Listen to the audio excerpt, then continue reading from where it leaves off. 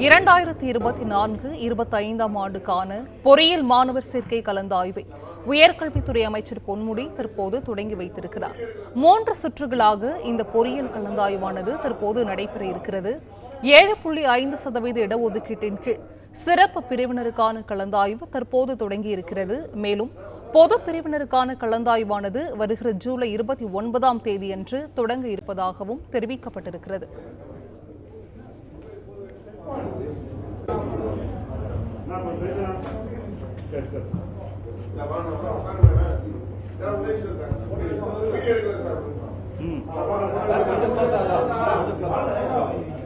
பொறியியல் மாணவர் சேர்க்கைக்கான கலந்தாய்வை உயர்கல்வித்துறை அமைச்சர் பொன்முடி தற்போது தொடங்கி வைத்திருக்கிறார். கூடுதல் விவரங்களை செய்தியாளர் பாண்டியராஜன் வழங்க கேட்கலாம். பாண்டியராஜன், வணக்கம். இது குறித்தான விவரங்கள். 2024-25ஆம் கல்வியாண்டிற்கான பொறியியல் மாணவர் சேர்க்கைக்கான கலந்தாய்வை உயர்கல்வித்துறை அமைச்சர் பொன்முடி தற்போது தொடங்கி வைத்திருக்கிறார். குறிப்பாக இன்று தொடங்கக்கூடிய இந்த பொறியியல் மாணவர் சேர்க்கைக்கான கலந்தாய்வு செப்டம்பர் மாதம் 3ஆம் தேதி வரை நடைபெற இருக்கிறது. 3 கட்டங்களாக கலந்தாய்வு நடைபெறும் எனவும் ஏற்கனவே அறிவிக்கப்பட்டிருக்கிறது.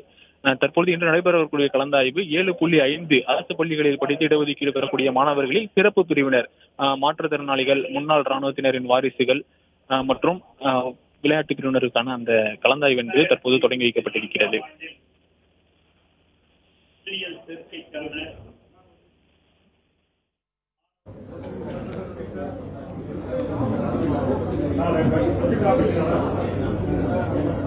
தமிழ்நாடு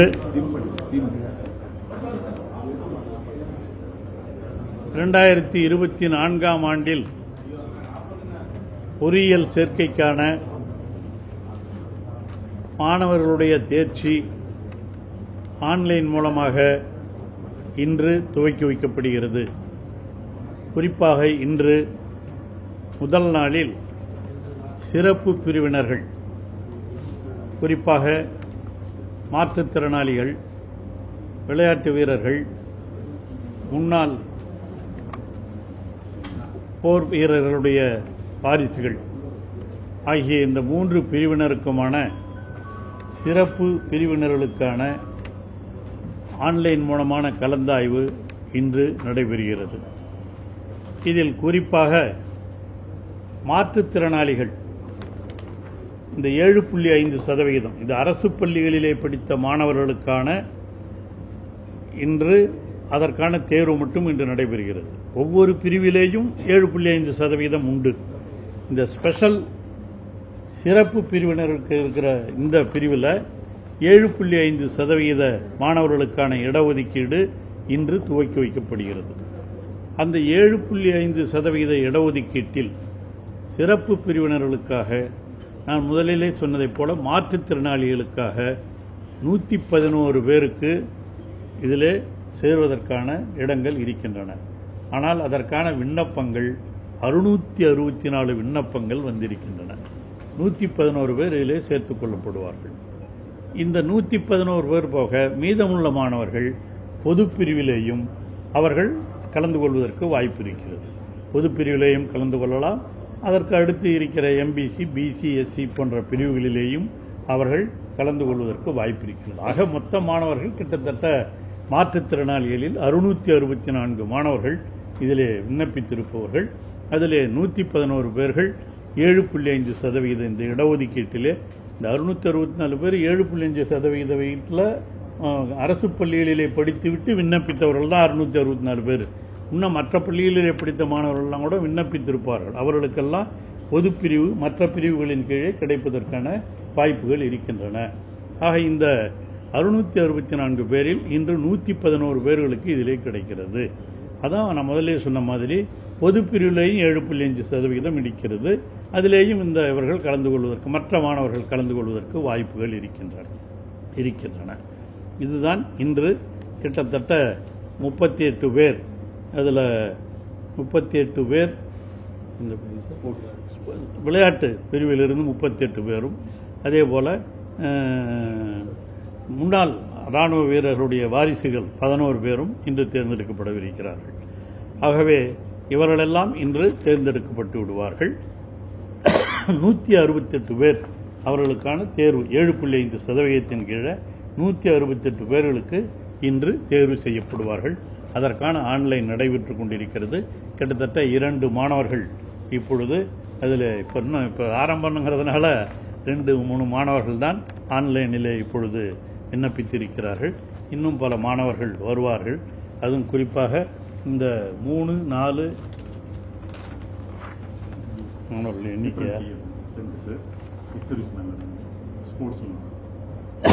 ஸ்போர்ட்ஸ் கோட்டாவில் 4 பேர் இப்போ இதுவரையில் கலந்துக்கிட்டு இருக்காங்க. அதே மாதிரி 3 பேர், இன்னொன்று 2 பேர், மொத்தம் 4, 3, 7, 2, 9 பேர் இதுவரையில் கலந்துக்கிட்டு இருக்காங்க. மற்ற மாணவர்கள் இன்று மாலை வரை கூட கலந்து கொள்ளலாம். இன்று மாலை வரை இது நடக்கும். நாளை மறுநாள் ஸ்பெஷல் கேட்டகரி மற்றும் தொடர்ந்து நடைபெறுவதற்கு, அதுவும் அந்த இப்போ நாம் நடக்கிறதுன்னு 7.5% தான். இந்த ஸ்பெஷல் கோட்டாவில் மற்ற இடங்களில் படித்தவர்களுக்கான இந்த பிரிவுகள் அதெல்லாம் நாளைக்கு கிட்டத்தட்ட விளையாட்டு பிரிவினர் மொத்தம் 2113 பேருக்கு, அதே மாதிரி மாற்றுத்திறனாளிகள் 416 பேருக்கு, முன்னாள் இராணுவத்தினருடைய வாரிசுகள் 1243 பேருக்கு அதற்கான கலந்தாய்வுகள் எல்லாம் நாளை மறுநாள் மறுபடியும் துவங்கவிருக்கிறது. ஆகவே இன்று அரசு பள்ளியிலே படித்த மாணவர்களுக்கான கலந்தாய்வு மட்டும் இன்று துவங்கி வைக்கப்படுகிறது. அது துவங்கும். பொது பிரிவினர்களுக்கான கலந்தாய்வுகள் எல்லாம் தொடர்ந்து நடைபெறுகின்ற தேதியெல்லாம் முதல்ல உங்களுக்கு நாங்கள் சொல்லியிருக்கிறோம். பொது பிரிவுகளுக்கான மாணவர்களுக்கு நம்ம தேதி 18 29 இந்த மாதமா 29ஆம் தேதியிலிருந்து பொது பிரிவு மாணவர்களுக்கான கலந்தாய்வு துவங்கவிருக்கிறது. அதேபோல சப்ளிமெண்ட்ரி கவுன்சிலிங் அது 6/9/2024 அது தொடங்கவிருக்கிறது. அதே போல் SC/SC ஸ்டூடெண்ட் மாணவர்களுக்கான கலந்தாய்வு 10/9/2024 கலந்தாய்க்கப்படுகிறது. அந்த கவுன்சிலிங் 11/9 முடியும். அதற்கு அப்புறமும் எங்கன்னா இடம் இருந்து தனியார் கல்லூரியில் இடம் இருந்து மாணவர்கள் சேர விரும்பி எங்களிடம் விண்ணப்பித்தால் அவர்களுக்கும் நாங்கள் ரிலாக்ஸேஷன் கொடுத்து சேர்வதற்கான வாய்ப்புகளையும் உருவாக்கி இருக்கிறோம். ஆகவே இன்று முதல் இது கிட்டத்தட்ட 9வது மாதம் செப்டம்பர் 11 வரையில் இது தொடர்ந்து நடைபெறவிருக்கிறது. அதற்கப்புறம் கல்லூரிகளும் துவங்கப்பட்டு நடைபெறும். மொத்த கல்லூரிகளுடைய எண்ணிக்கை 433 கல்லூரிகள் இருக்கின்றன.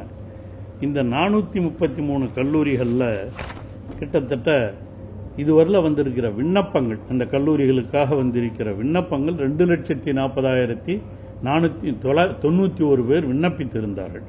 அதிலே பணம் கட்டி தகுதியுடையவர்களாக இருந்தவர்கள் 1,79,938 பேர் தகுதியுடையவர்களாக கருதப்பட்டார்கள். இதில் பொதுக்கல்வி பிரிவிற்கான இடங்கள் அது 1,76,342 அந்த +2 படிச்சுட்டு வர மாணவர்களுக்கு, மற்றும் தொழிற்கல்வி பிரிவினர் அதில் +2லே